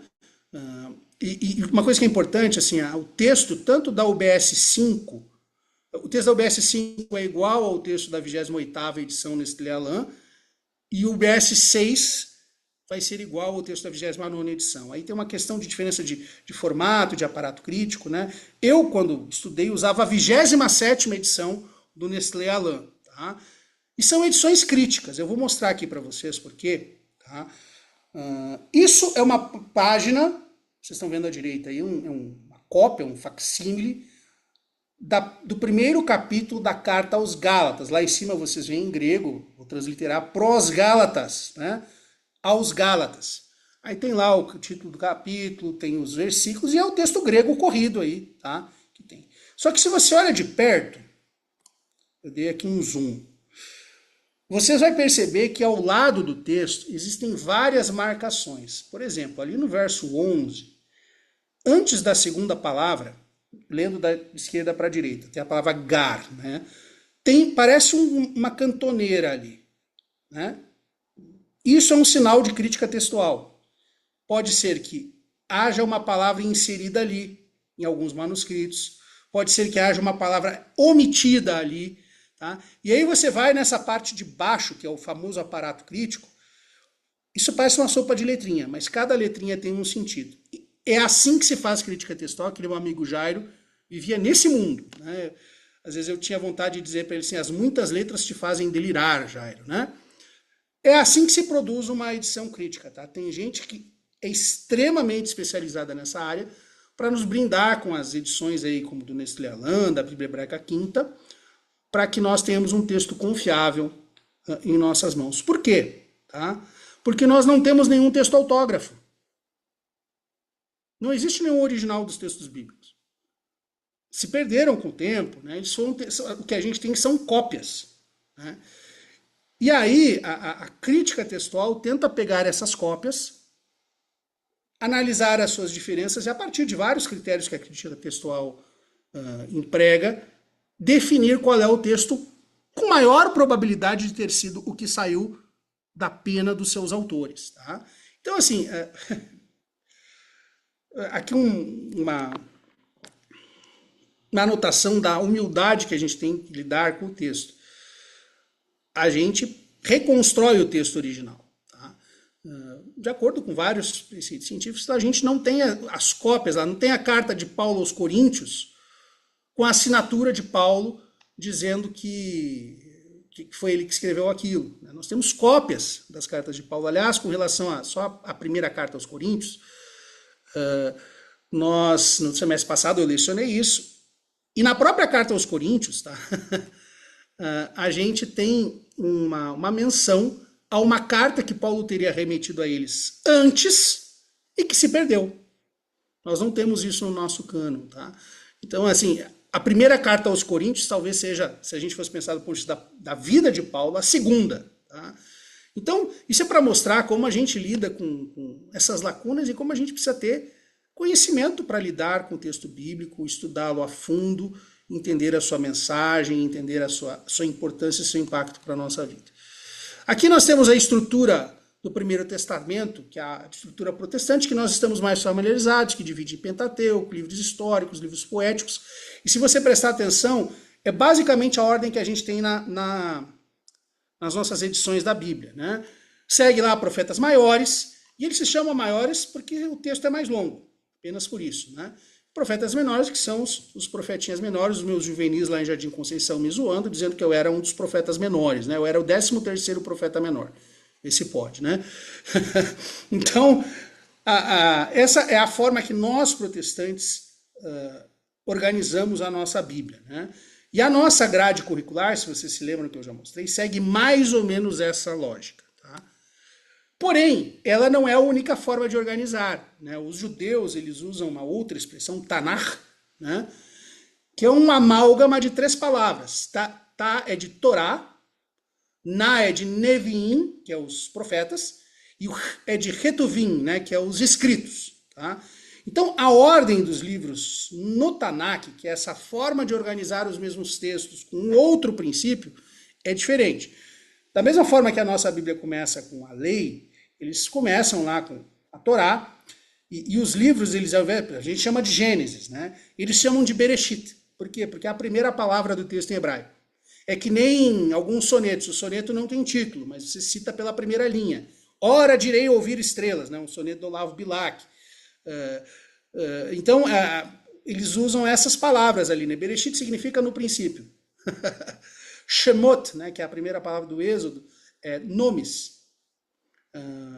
Vaikra, se eu não me engano, que é o nome do título hebraico do Levítico, é E aconteceu, uma coisa assim. Bemidbar, né, é no deserto. Devarim, palavras, as palavras de Moisés, que é como começa o livro de Deuteronômio, né? E aí você tem uma diferença significativa. Nós chamamos um bloco de livros históricos. E você está vendo ali Josué, Juízes, Samuel, Reis. Eles chamam de profetas anteriores. Para eles são livros proféticos, mas não oráculos proféticos. É uma profecia que se dá na história, tá? E aí nós temos os profetas posteriores, que são esses profetas que nós chamamos de maiores e menores, né? Que são os Isaías, Jeremias, Ezequiel, toda a lista que a gente está acostumado. No cânon deles, depois vem os escritos, Salmos, Provérbios, Jó, que nós chamamos às vezes de livros sapienciais. Tem o Megilot, que são os 5 rolos, o Cantares, Ruth, Lamentações, Eclesiastes e Esther. E eu quero chamar a atenção para vocês um detalhe. Olha lá nos Ketuvim, bem à direita, a última coluna dessa tela. Tem um intruso ali, vocês não acham? O que Daniel está fazendo ali? Ele não é profeta? Por que ele não está nos profetas? Depois vocês conversam com o professor de Antigo Testamento que ele explica isso para vocês. Eu só tô... Eu tô brincando que eu tô... Que nem aquele mesmo, eu sou agente do caos, né? Para os judeus, Daniel entra na categoria de escritos, tá? E alguns autores vão dizer que ele é um texto relativamente tardio na formação do cânon do Antigo Testamento. Mas não é esse o nosso foco aqui. É só mostrar como é possível organizar os mesmos livros de formas diferentes. E olha que interessante, só chamar a atenção de vocês um detalhe. Deixa eu voltar aqui, ó. Essa é a nossa organização protestante, a última parte dela. Qual é o último texto da forma que nós organizamos o cânon? Malaquias. E como é que Malaquias termina? Quem lembra? Estamos terminando a aula, vamos lá, pessoal. Maldição. Com uma promessa messiânica, né? Com uma promessa messiânica que tem esse texto da maldição lá, converter o coração dos pais aos filhos, para que não venha e fira a terra com maldição, né? Mas é uma promessa messiânica, tá? Isso que é importante a gente perceber. Deixa eu passar aqui agora para a organização do cânon, como os judeus costumam seguir. Qual é o último livro lá? Crônicas. Que termina, assim, Esdras, Neemias e Crônicas, tá? E eles dão essa noção de uma promessa de volta à terra, porque ele remete a esse período do exílio, tá? Jennifer, por favor, faça a sua pergunta. Ou sua contribução. Eu fiquei curiosa para saber por que Esdras e Neemias estão juntos. Ah, sim, muito bem observado. Porque para os judeus é um livro só. Aliás, nós dividimos, por exemplo, Samuel em 1º e 2º Samuel. Para eles é um livro só. Tá? Reis, 1º e 2º Reis, né? Nós temos na nossa divisão também, eles consideram como uma coisa só. Tá? A ideia de Esdras e Neemias é muito semelhante. Eles estão voltando do exílio para a terra. Tá?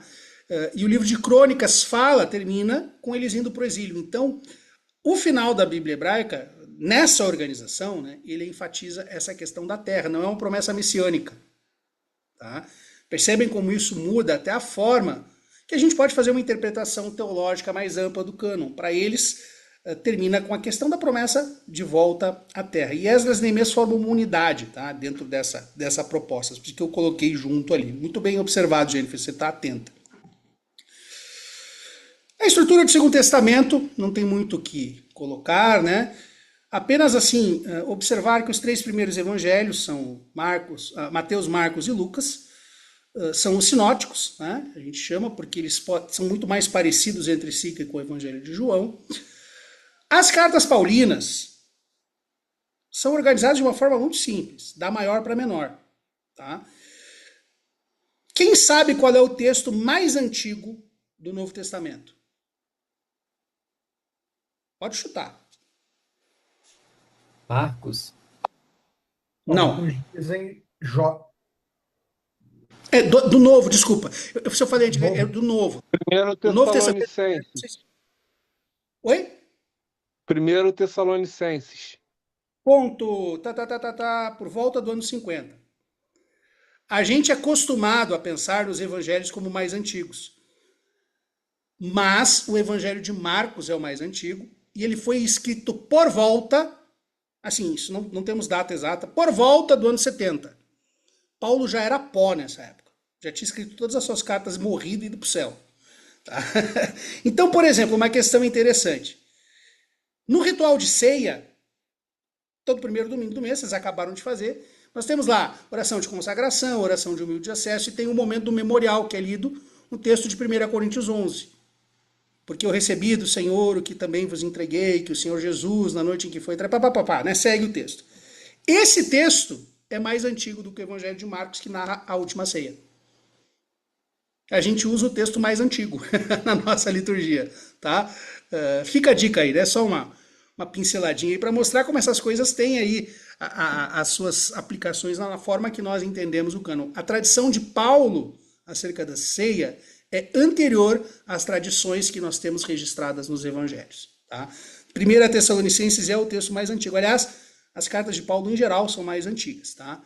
Do que todos os evangelhos, tá? E aí, mais ou menos na ordem de redação, nós seríamos, se fosse seguir redação, seria Marcos, Mateus, Lucas e aí João, tá? Então, seguindo aqui para finalizar, tá? Temos 7 minutos e eu quero finalizar fazendo uma brincadeira com vocês. Falamos de texto bíblico, falamos de idiomas originais, e nós vamos voltar a esse texto algumas vezes ao final das aulas, assim, pelo menos assim espero, né? Se Deus não mudar aí os planos. Vocês conhecem a narrativa de 1 Reis 19. Eu fiz aqui o corte do 1 a 8, porque o foco que eu quero dar hoje é esse início do texto.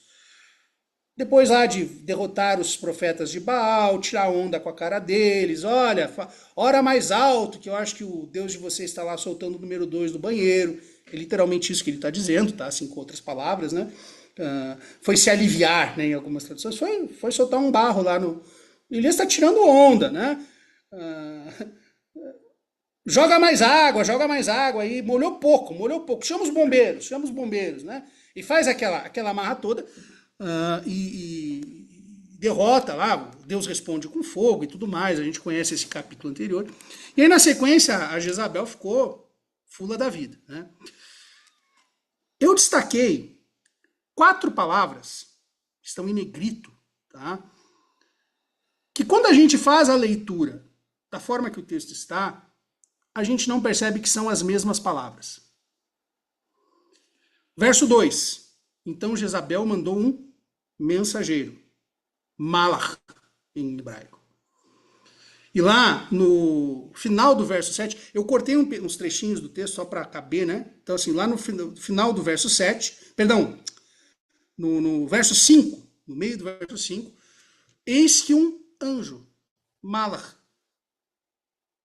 é a mesma palavra, com sentidos diferentes. Para um é um mensageiro de carne e osso, que está anunciando morte. A Jezabel manda um mensageiro para intimidar o Elias. E Deus manda um mensageiro, que é o sentido da palavra anjo, manda um ser espiritual, um anjo, para falar de vida. Percebem como o texto, com seu vocabulário, cria essa tensão? Tem mensagem de morte, de intimidação, e tem mensagem de vida. Cara, vai dormir, vai comer, que Deus é contigo. Né? Nunca subestime o poder de uma soneca bem tirada. Tá? Outra palavra. Ali no verso 4, eu cortei um pouquinho do verso, mas Elias está exausto, depois de fugir. Ele sentiu vontade de morrer e orou. A primeira palavra da oração dele no hebraico é Rav. É uma interjeição. Que é assim, basta, já deu. A corda arrebentou, já era, fui pro sal, ferrou, deu ruim. Tá? Ele faz essa oração a Deus, desejando para si a morte, porque ele estava mal. No verso 7, no final do verso 7, o anjo brinca com a mesma palavra. Cara, levante-se, coma, porque a viagem será longa. É a mesma palavra Rav. Se a gente fosse fazer uma tradução assim mais, tentando preservar, porque isso se perde na tradução, né? É difícil traduzir, às vezes, as coisas preservando o trocadilho, a brincadeira do anjo.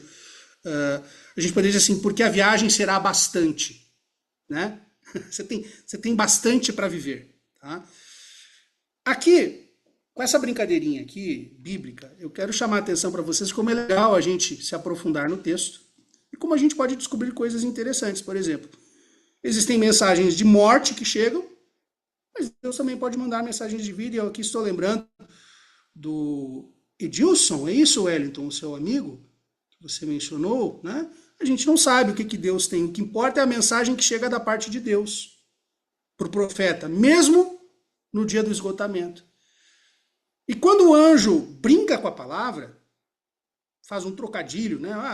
Você falou que basta, você tem bastante, né, pela frente. Em primeiro lugar, o anjo está mostrando que Deus ouviu a oração do profeta. Mas Deus não tem obrigação de responder a nossa oração do jeito que a gente quer. E que bom, né? Que ele estava querendo para ser a morte. Percebem, queridos? Com isso eu quero só fazer, como eu digo assim, um aperitivo, não apenas do nosso semestre, mas de tudo que a área de Bíblia tem para nos acrescentar na vivência do nosso ministério. Tá? Pretendo voltar em algumas coisas desse texto ao longo das próximas aulas para a gente ir tirando dele algumas coisas que tenham alguma pertinência com o que foi visto em aula. Tá? Então, a mesma palavra pode ter sentidos diferentes e revelar coisas diferentes também, né?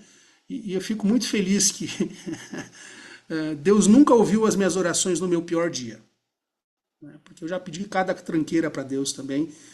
Às vezes Deus pega aquilo que a gente pede, devolve para a gente e diz: eu consigo pegar aquela sua palavra de morte e transformar numa palavra de continuação. Que Deus nos abençoe e que nós possamos crescer, nos desenvolver no aprendizado bíblico. O professor Lucas está aí. Oh, meu Deus! Chefe, fala, seu Lucas. Nosso magnífico vice-reitor, professor doutor Lucas Andrade Ribeiro. Está sem áudio, meu querido. Oi, Agora professor, sim. tudo bem? Boa noite, Tudo. rapaz. Eu queria falar com a turma quando o senhor estiver terminando, aí quando os Terminei. slides acabarem. Terminei Então tá bom. pontualmente às 11 horas. Se o senhor puder tirar os slides, aí eu consigo ver a turma É melhor. verdade, perdão, eu esqueço dessa noob trabalhando. Eu ainda tô em período de experiência. Tá não, você já está mais do que dentro da Faculdade de Teologia. Meus irmãos e minhas irmãs, eu queria dar uma palavra de saudação. Eu sei que vocês tiveram hoje a primeira aula com o nosso diretor, e que foi o professor Flávio, então vocês já tiveram uma palavra de saudação da direção. E eu estou entrando aqui hoje para me apresentar a vocês. Eu sei que alguns já me conhecem, outros me conheceram ontem na aula magna. Eu sou o vice-diretor e coordenador acadêmico.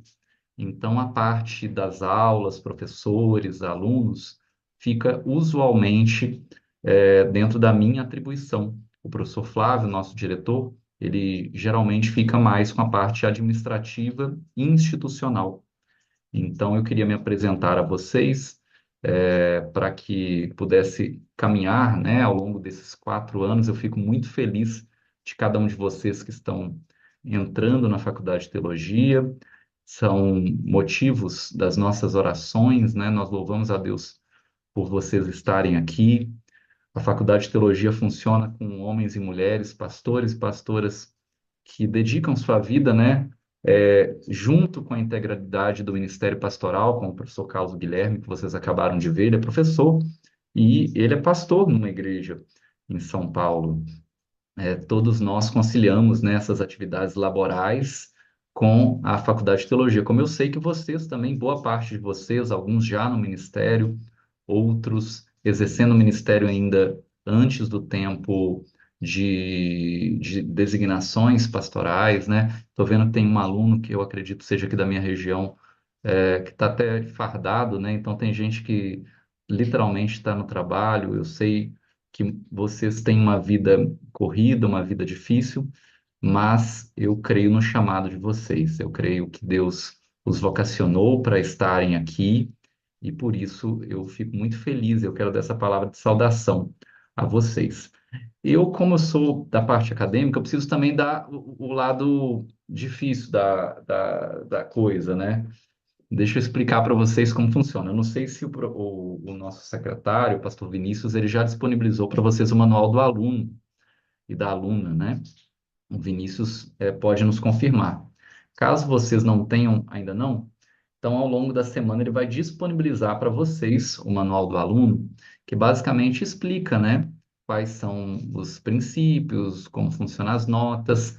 Mas em resumo, eu quero deixar claro para vocês as seguintes questões. Primeiro, em relação à presença, eu estou vendo que algumas poucas pessoas estão com a câmera desligada. Como que funciona isso? Agora, 11 horas da noite, o Vinícius vai fazer uma quarta conferência de chamada da noite. São feitas 4 conferências por noite. Uma no início, uma no final da primeira, ou mais ou menos no meio para o final, uma no início da segunda aula e uma no final da segunda aula.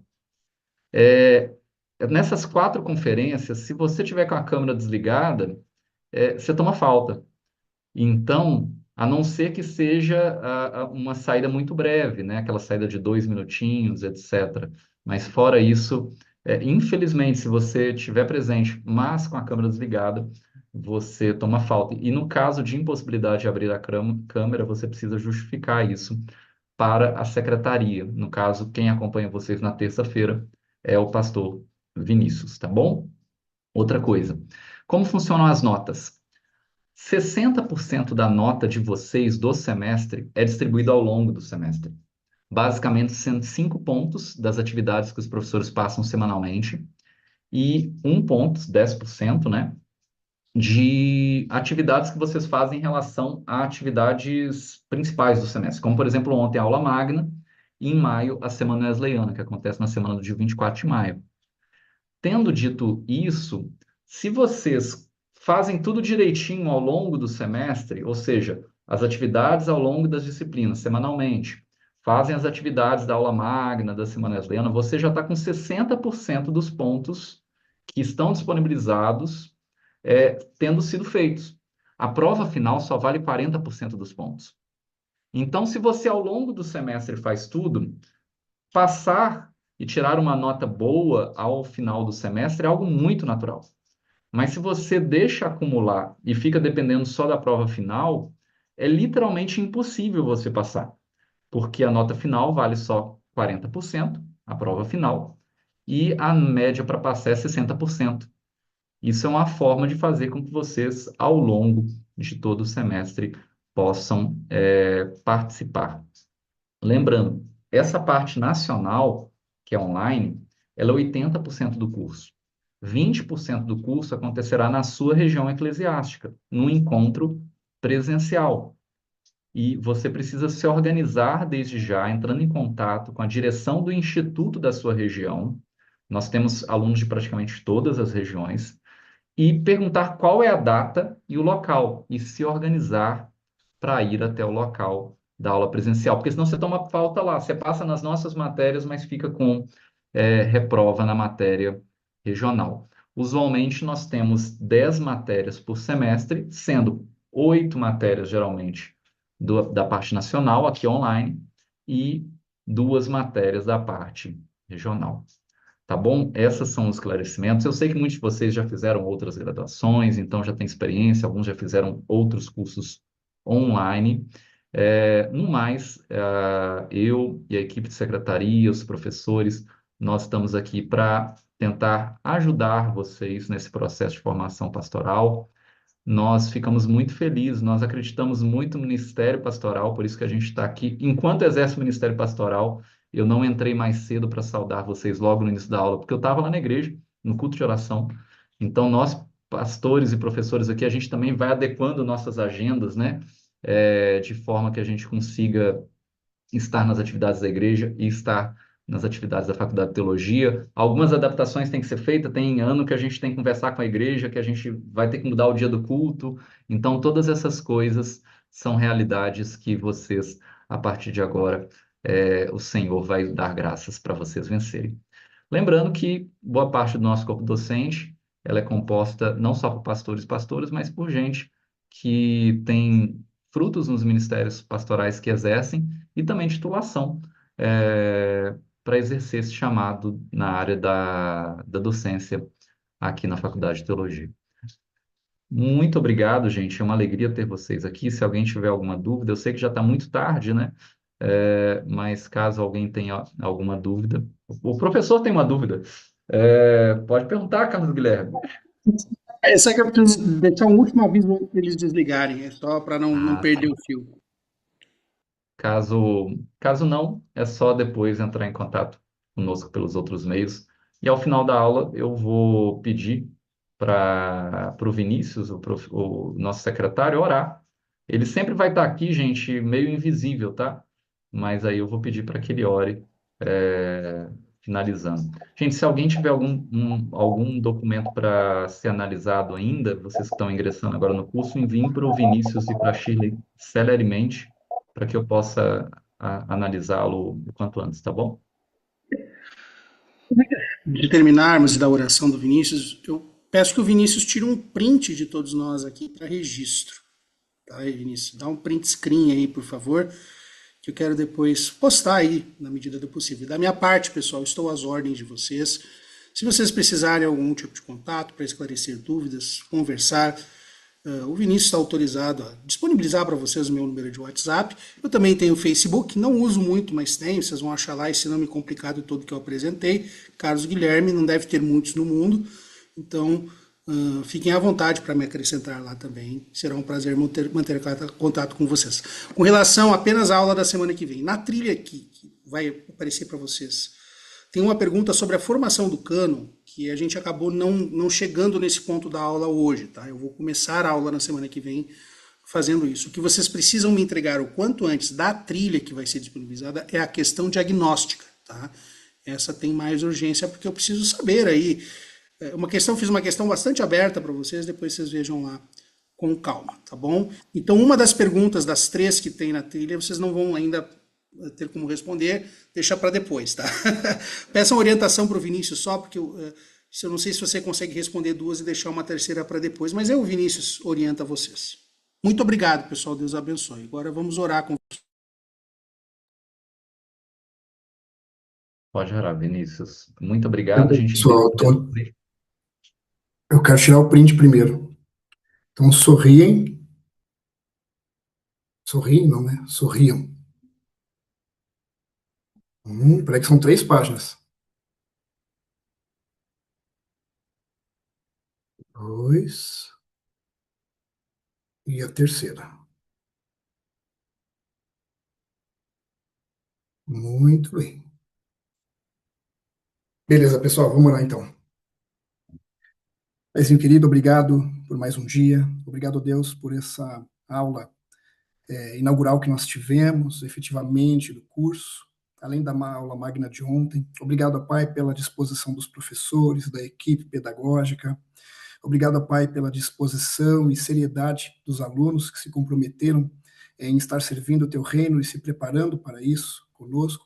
Nos capacite, ó Pai, como corpo docente, e também, ó Pai, dê aos alunos sabedoria, unção e graça para que eles possam continuar nessa jornada com excelência, fazendo aquilo que eles devem fazer de melhor para servir ao Senhor. E que nós possamos descansar, ó Pai, e nos preparar para os próximos desafios que vêm, com a Tua ajuda, com a Tua unção, com a Tua graça. Em nome de Jesus, amém. Deus abençoe. Muito obrigado. Pessoal, Deus abençoe, bom descanso e até semana que vem. Tchau, tchau. Obrigada, boa noite, boa noite, tchau, tchau. Boa noite, pastorzão. Tudo bom. Boa noite, pastor. Boa noite. Tchau, tchau. Boa noite a todos, tchau.